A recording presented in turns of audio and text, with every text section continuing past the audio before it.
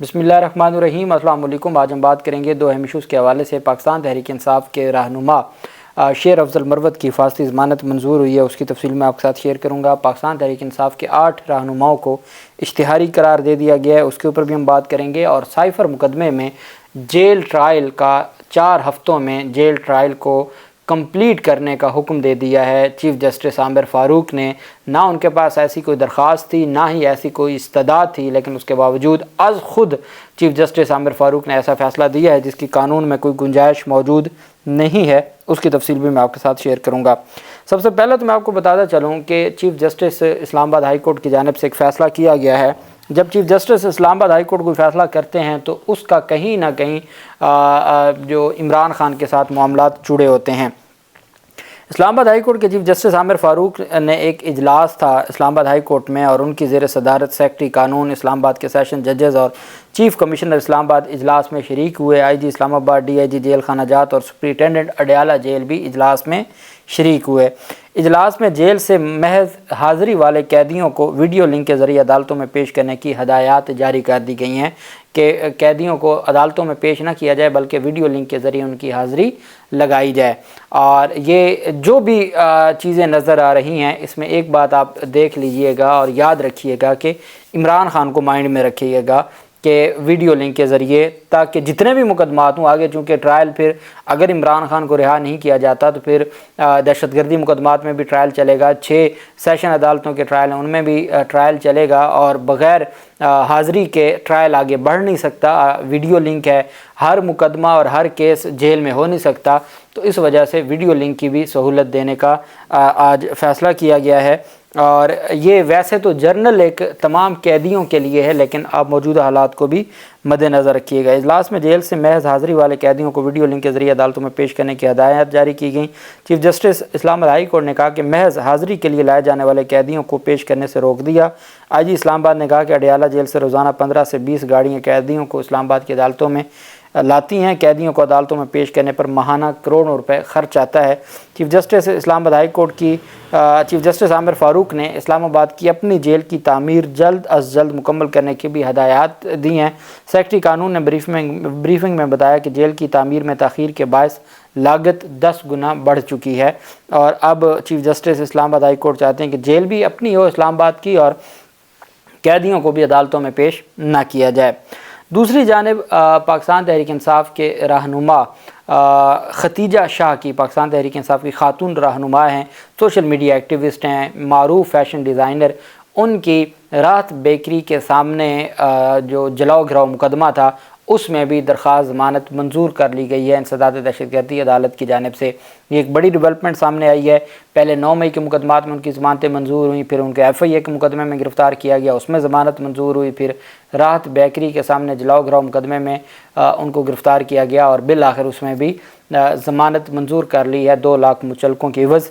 ابھی تک وہ رہا نہیں ہوئی، روپکار جاری نہیں ہوئی۔ اور دوسری جانب جو پاکستان تحریک انصاف کی خاتون رہنما ہیں صنم جاوید اور ختیجہ شاہ، ان کی توہین عدالت کی درخواستیں تھیں، اس پر سماعت ہوئی۔ آج لاہور ہائی کورٹ میں جسٹس علی باقر نجفی صاحب کے پاس وہ کیس لگ گیا تھا، توہین عدالت کی درخواستوں پر جواب آ گیا، آئی جی پنجاب کا جواب فائل کا حصہ بنا دیا گیا، اور عدالت نے کیس کی مزید سماعت 24 نومبر تک ملتوی کر دی۔ پورے ہفتے کی تاریخ دی ہے، دونوں مقدمات میں 24 نومبر کی تاریخ مقرر کی گئی ہے کہ عدالت اب 24 نومبر کو ان کیسز کو دیکھے گی، اور تب تک یہ کہیں یقین دہانی نہیں ہے، یا یہ کوئی ایسا فیصلہ نہیں ہے کہ ان کو گرفتار نہیں کرنا یا ان کو ہر صورت پروٹیکشن دینی ہے، ایسا کوئی فیصلہ نظر نہیں آیا۔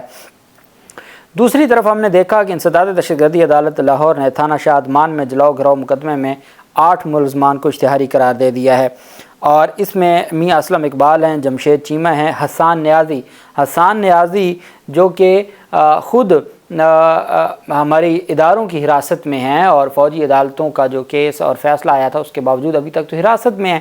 تو جب آفیشلی وہ ہمارے اداروں کی اور فوج کی حراست میں ہیں، پھر ایسے شخص کو جب وہ ریاست کی حراست میں ہیں پھر ان کو کیسے اشتہاری قرار دیا جا سکتا ہے؟ لیکن ان کو بھی اشتہاری قرار دے دیا ہے، جمشید اقبال چیمہ کو، حماد اظہر کو، مسرت چیمہ کو، زبیر خان نیازی کو اور فروغ حبیب سمیت دیگر کو اشتہاری قرار دیا گیا ہے۔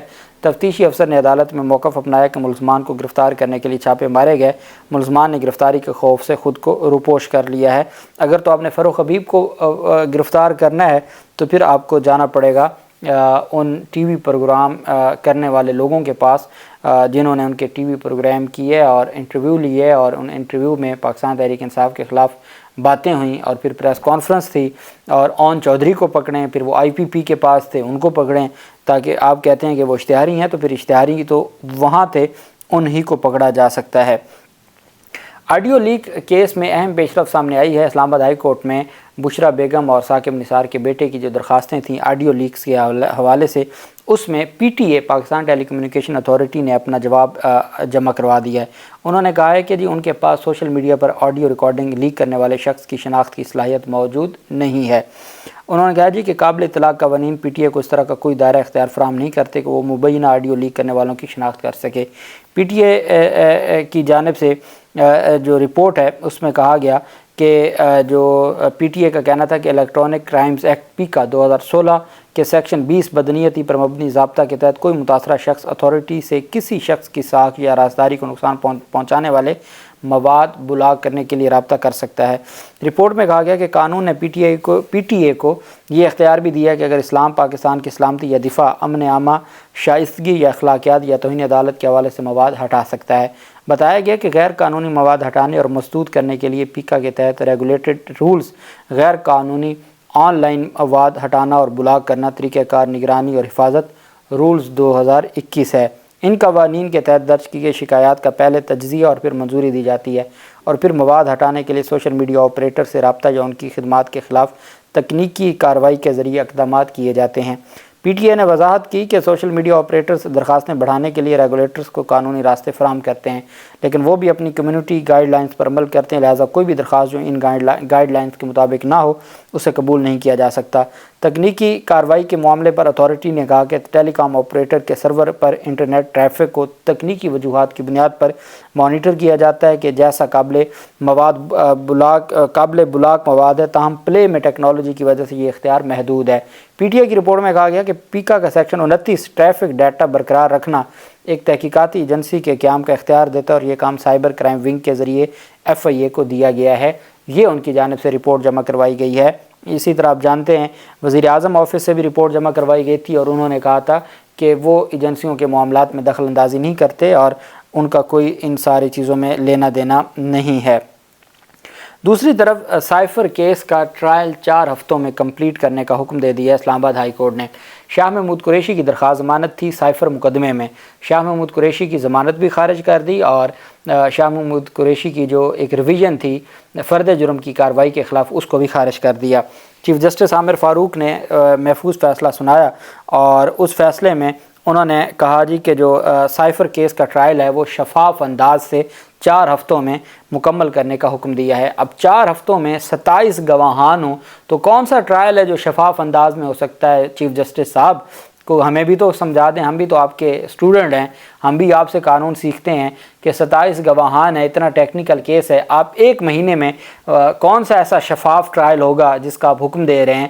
نہ شاہ محمود قریشی نے ضمانت میں آپ سے ضمانت کی درخواست میں ایسی کوئی آپ سے مطالبہ کیا، نہ کوئی پریئر کی، نہ کوئی استدعا کی، نہ کسی نے یہ بات کی، اور آپ نے آج خود ضمانت ایک تو خارج کی، اور ساتھ آپ نے کہا کہ ان کے خلاف جو ٹرائل ہے یہ کون سا کوئی پرانا ٹرائل ہے؟ یہ کوئی 2012 کا ٹرائل ہے جس میں ڈائریکشن دی جا رہی ہے، یہ کوئی 2014 کا مقدمہ ہے جس میں ڈائریکشن دی جا رہی ہے، یہ کوئی 2018 کا مقدمہ ہے جس میں ڈائریکشن دی جا رہی ہے؟ ایسی کون سی قیامت آ گئی کہ اگست 2023 میں جو مقدمہ درج ہوتا ہے، نومبر 2023 میں جج صاحب کہتے ہیں کہ 1 ماہ میں اس ٹرائل کو کمپلیٹ کریں، تو زورے والا 1 ماہ میں تو کوئی شفاف ٹرائل نہیں ہوتا۔ میں بطور قانون کا طالب علم، ہم سارا دن عدالتوں میں ہوتے ہیں، یہی پریکٹس کرتے ہیں، 1 مہینے میں کوئی ٹرائل نہیں ہو سکتا۔ وہ ایسا ٹرائل، مرڈر ہم نے ٹرائل دیکھے ہیں تو وہ ایک انڈیویجول کا کیس ہے جس میں 6 گواہ ہوتے ہیں، اور وہ ٹیکنیکل کیسز نہیں ہوتے، یہ ٹیکنیکل کیس ہے، اور اس میں جب اعظم خان اور ان کے بیان پہ جرا پہ کتنا ٹائم لگے گا؟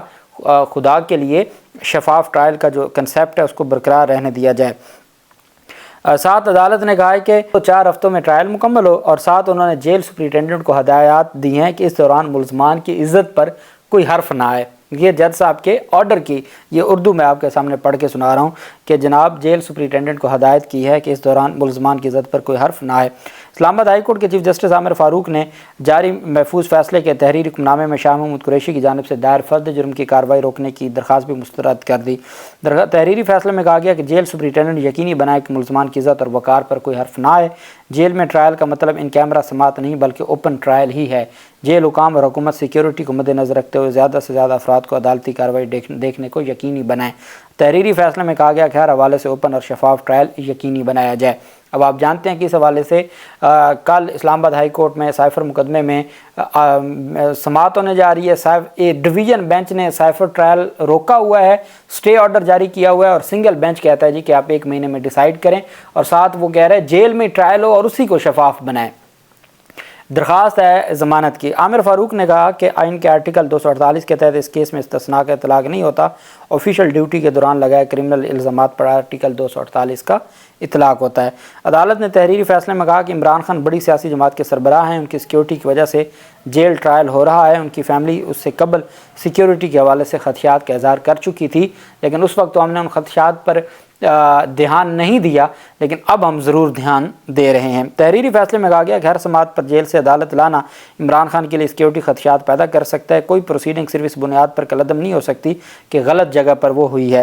جب تک انصاف کی فراہمی میں ناکامی ظاہر نہ ہو وہ پروسیڈنگ کالعدم نہیں ہو سکتی۔ جو کل فیصلہ جس پر ڈویژن بینچ نے سوالات اٹھائے تھے، آج اسلام آباد ہائی کورٹ کے چیف جسٹس عامر فاروق شاہ محمود قریشی کی درخواست ضمانت خارج کرنے کے فیصلے میں اور فرد جرم کی کارروائی کے خلاف درخواست کو خارج کرنے کے فیصلے میں وہ ساری چیزیں لکھ رہے ہیں جو ابھی ڈسکس ہو رہی ہیں۔ جو سوالات اٹھائے گئے تھے اسلام آباد ہائی کورٹ کے ڈویژن بینچ کی جانب سے، ان سوالات کا جواب چیف جسٹس اسلام آباد ہائی کورٹ اپنے فیصلے میں دے رہے ہیں۔ جو درخواست تھی ضمانت کی یا فرد جرم کی کارروائی کی، اور کسی نے نہیں اس میں استدعا کی تھی کہ آپ جیل سپرنٹینڈنٹ کو بھی ہدایات دیں کہ عزت توقیر میں فرق نہ آئے، اور جیل میں ہونا چاہیے نہیں ہونا چاہیے، جیل ٹرائل ٹھیک ہے نہیں ہے، ایسی کسی نے بات ہی مانگی نہیں، ایسی کوئی پریئر ہی نہیں ہے۔ جب ہم ہائی کورٹ میں کوئی درخواست دائر کرتے ہیں اور ہم ہائی کورٹ سے کہتے ہیں کہ جناب والا جو اس میں پریئر کی گئی ہے نا پیٹیشنر کی جانب سے، آپ اس سے آگے نہیں ہٹ سکتے، آپ درخواست گزار کی درخواست سے آگے پیچھے ہٹ ہی نہیں سکتے، آپ کے پاس از خود کے اختیارات نہیں ہیں، وہ صرف سپریم کورٹ کے پاس ہیں۔ لیکن یہاں ہم نے دیکھا کہ جب عمران خان کی باری آتی ہے تو پھر معاملات ہی کچھ الگ ہوتے ہیں۔ اسلام آباد ہائی کورٹ میں پشاور میں درج مقدمے میں شیر افضل مروت کی حفاظتی ضمانت منظور ہوئی ہے اور ان کے خلاف محمد ایجنسی میں مقدمہ درج ہوا ہے۔ اسلام آباد ہائی کورٹ نے کے پی پولیس کو شیر افضل مروت کی گرفتاری سے روک دیا ہے، 14 روز میں ٹرائل کورٹ سے رجوع کرنے کا حکم دیا ہے۔ دوران سماعت چیف جسٹس اسلام آباد ہائی کورٹ عامر فاروق سے استفسار پر شیر افضل نے بتایا، چیف جسٹس نے پوچھا ہاں جی شیر افضل مروت آپ کے خلاف کتنے مقدمات درج ہو گئے ہیں؟ تو انہوں نے کہا جی اب تک 8 مقدمات درج ہوئے ہیں۔ تو چیف جسٹس نے ریمارک دیا آپ اپنے لیڈر کو فالو کر رہے ہیں اور جتنے مقدمات ان پر ہوئے آپ پر بھی اتنے ہی مقدمات ہونے ہیں۔ شیر افضل نے کہا جی سیاسی مخالفین کے خلاف مقدمات کرنا رواج بن گیا ہے۔ بہرحال ان کی 14 دن کے لیے حفاظتی ضمانت منظور کر لی۔ اللہ پاک پاکستان کامیاب و ناصر ہو۔ بہت شکریہ۔ اللہ حافظ۔ پاکستان زندہ باد۔